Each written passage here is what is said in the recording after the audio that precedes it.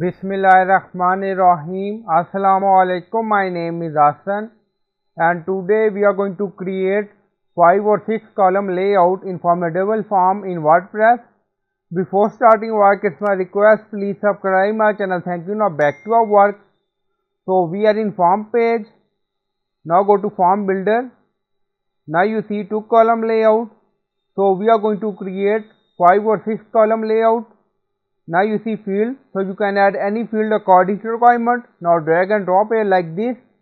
Now you see added. Now 3 column layout, again drag and drop like this. Now 4 column layout. Now we are going to create 5 column layout. Now drag and drop.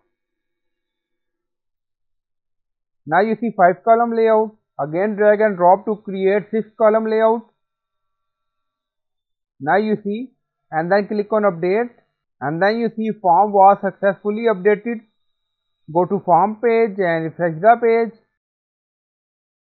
Now you see 6 column layout in our form page. So it's up to you. If you want, you can create 5 or 6.